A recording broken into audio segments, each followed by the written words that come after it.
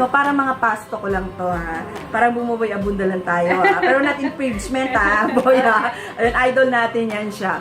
So, meron na ako mga questions. Sagutin lang ng mabilis. Okay. So, ma'am, patay ang ilaw or bukas? Both.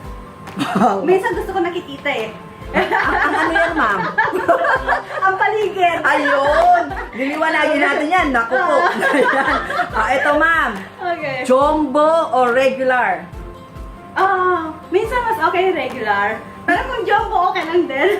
Ang galing talaga sa magot nito ni ma'am. Sige, sige. Ito, ma'am. Books or movies? Books. Naku, pareho tayo ma'am. Bookies ako. Books talaga. Kahit na buong araw kayang magbasa. Gaano katagal mo binabasa ang isang libro? Depende sa libro. Okay. Pag sobrang interesting siya, kahit hindi ako kumain buong maghapon. Grabe na yan. Babasa. So ano man mga gusto mong binabasa, ma'am? Depende. Lahat ng books kasi pwede kong basahin eh. So, pero madalas siguro is more on psychology. Okay. Books, yung katulad ng Why Men Lies, Women Cries, Anatomy of Peace, ano pa, mga paborito kong books yung mga ganyan eh. Correct. Ayun, nako ha. Ito. Chocolate or sex? Hindi ako mahilig sa sweet. Oy, parang sinabi mo na mas mahilig ka na sa isa. Doon ako talaga pagpapayat. Nakakabayad ba yun? Sabi nga nila. O yan na, maliwanag. Pinili ni Ma'am Tris. Chocolate or sex? Hindi ako mahilig sa matamis. Hindi siya mahilig sa matamis, pero yun na po yung Mahilig ako sagot sa niya. mga foods na more on salt, medyo maalat, mga ganyan. Sige, ito nga, ma'am. Sex or books? Ginawa komplikado yun. Pwede akong magbasa habang may ginagawa. Ay, grabe talaga to. Ibang klase to. Medyo naughty ang ating ma'am. Anyway, ito. Samsung or Apple? Samsung na ko. Ayun, Samsung. Mas madali kasi siya nagkaroon ako ng Apple before pero binenta ko na. Hindi ko siya masundan. Para kasing lahat pinabayaran. Oo. Anyway, ito, beach or park? Both. Nature lover ako eh. Ayun, nakakarela. So, puntahan mo na ng mga park dito sa UAE.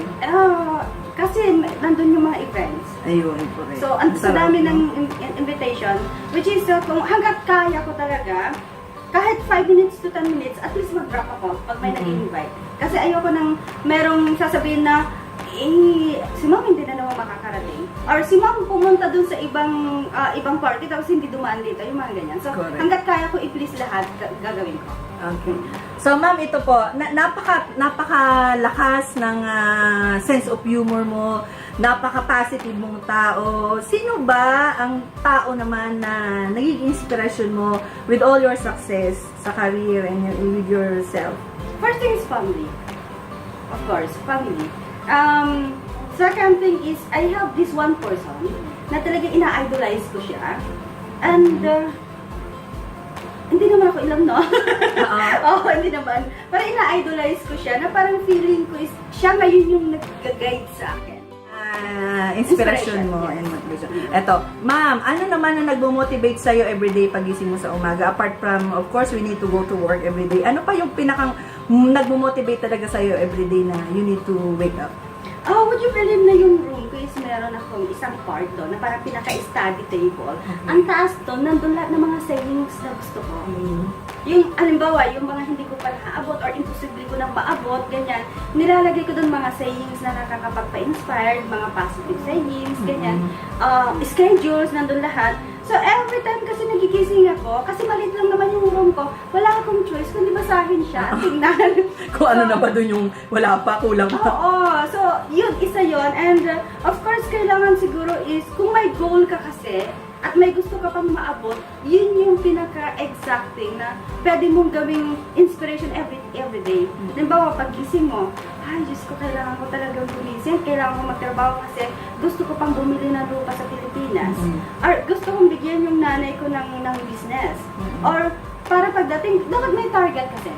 Correct. Dapat may target. Napaka-importante na may target goal ka in life.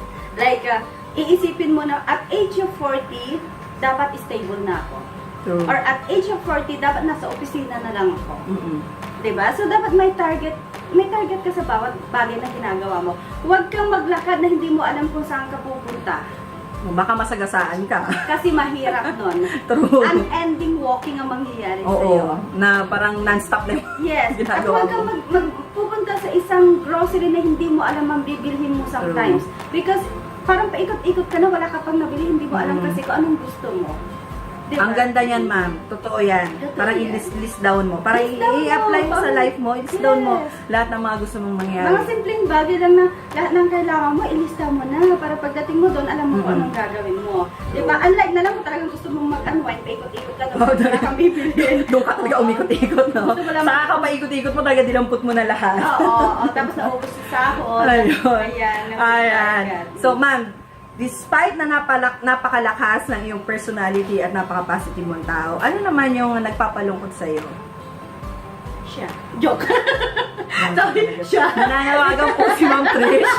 Ikaw ang kanyang inspirasyon at ikaw rin ang nagpapalungkot sa... Alis yan, ha? I just realized, kasi nothing's wrong, eh.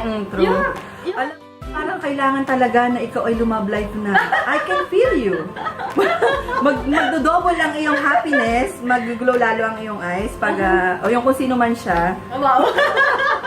Nanawagan Ayan. talaga. So, siya yung talaga nagpapalungkot sa'yo. Kasi there's no reason to be sad. There's a lot Correct. of things naman na pwede mong isipin para maging masaya. Don't concentrate sa mga negative things. Pero totoo yan, ha? Minsan yung love, Minsan yun din yung nakakapagpasad sa'yo. True. Ganyan. Pero hindi ibig sabihin na hindi siguro pag hindi ako nakakain ng noodles ng 1 week, ayun na talaga sada sa feeling ko mamatay na ako. Oo, ganun. Or hindi ako nakapagkape ng 3 times a day. Ayan na. ma'am, hanggang 3 lang, ha? Kasi pag lumagpas na yung 3 cups of coffee a day, masama na yung sakat Masama na, natin. oo. True.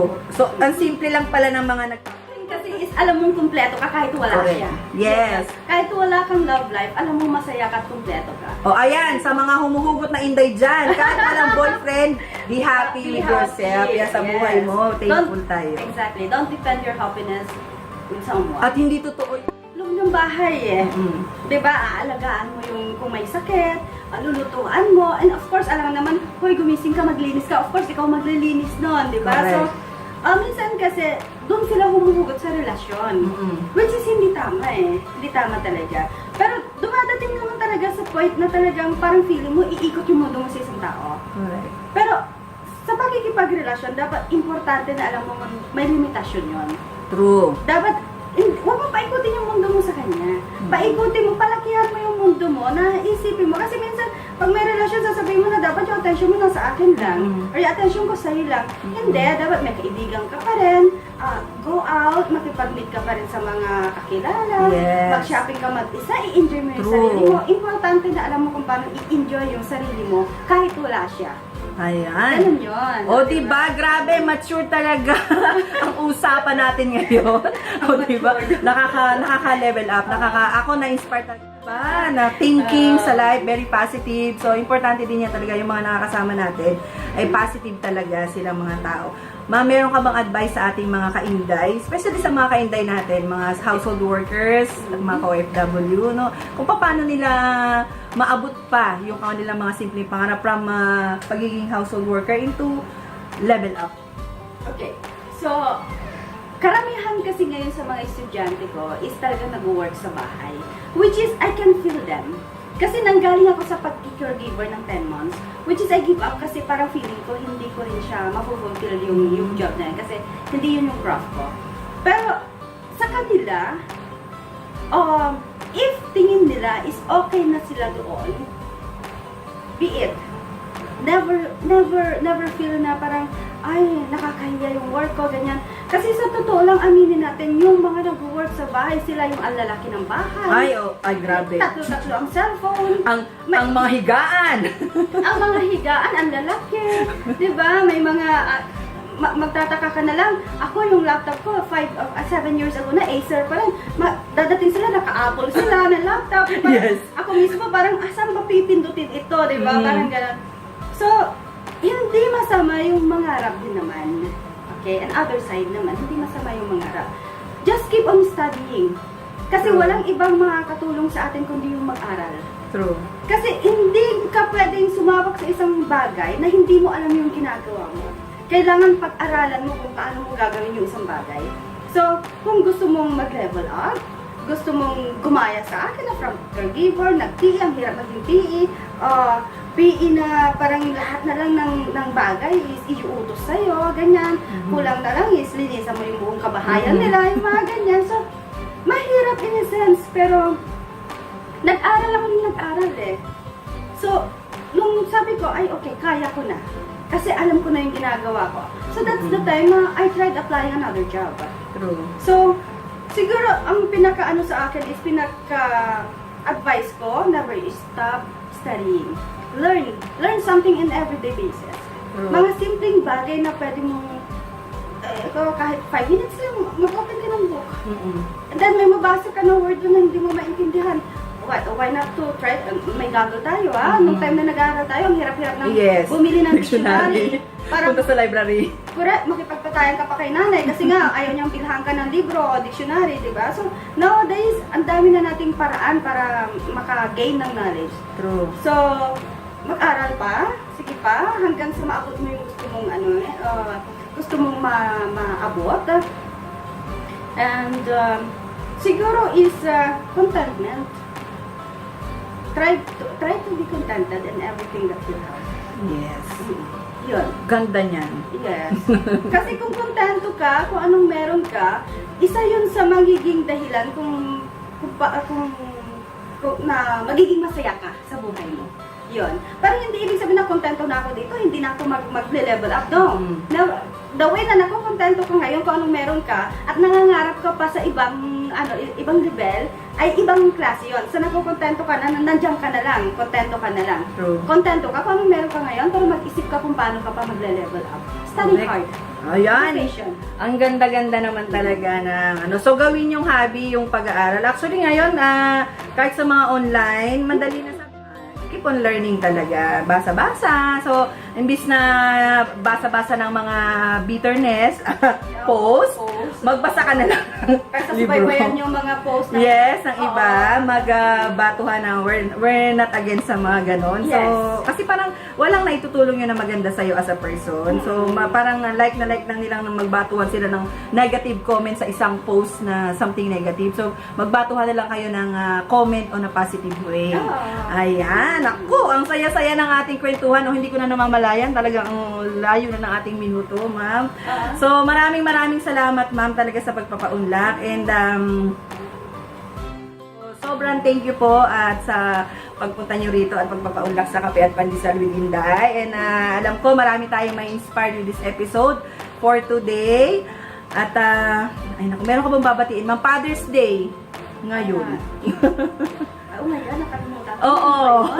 Sabi ganun, sobrang busy. Ngayon ba yun? So, yung phone ko, tawagan ko si Padere. Yes. Anyway, babatiin lahat.